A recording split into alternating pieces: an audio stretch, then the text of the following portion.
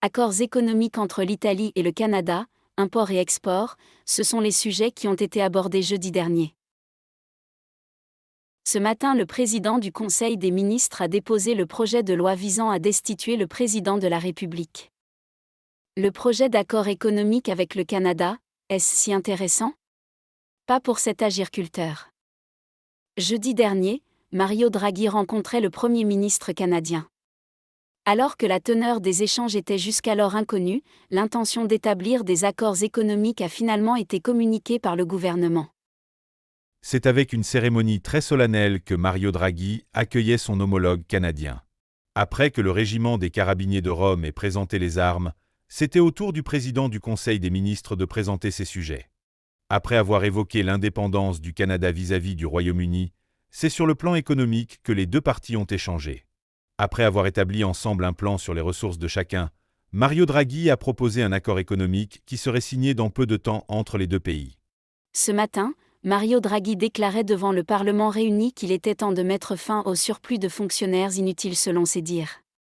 Son projet de loi déposé ce matin fera très prochainement l'objet d'un vote. Depuis, une ambiance tendue règne dans l'atmosphère du Parlement.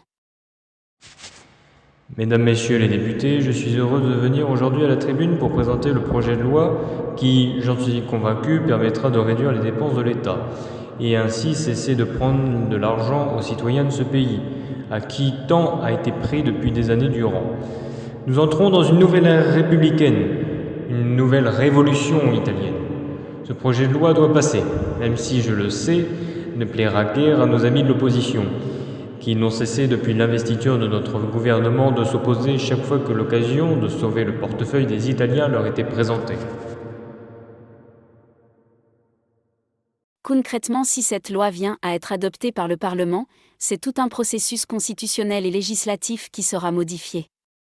Par conséquent, Mario Draghi assurera le rôle de chef du gouvernement ainsi que celui de chef de l'État. À présent, nous revenons sur ce projet d'accords économiques qui a été mentionné par Mario Draghi lors de sa rencontre avec le Canada. Il est prévu par cet accord que l'Italie s'engagerait à importer des ressources agricoles, telles que de la viande, du blé ou encore des produits laitiers. Cette démarche inquiète nombreux agriculteurs dont Stefano, représentant syndical de la SIST, la Confédération italienne des syndicats de travailleurs, qui exprime sa colère concernant cette décision. Ça fait bien longtemps que les gouvernements ont abandonné l'agriculture et l'idée d'une production nationale. Toutes les mesures qui sont prises ne nous sont jamais favorables. Draghi avait promis de redresser l'agriculture, et aujourd'hui il décide de creuser officiellement la tombe de la production italienne en matière d'agriculture. On ne laissera pas faire, nous allons organiser des manifestations, cet accord serait la goutte d'eau en trop. Merci d'avoir suivi cette édition, en vous souhaitant une heureuse et agréable soirée.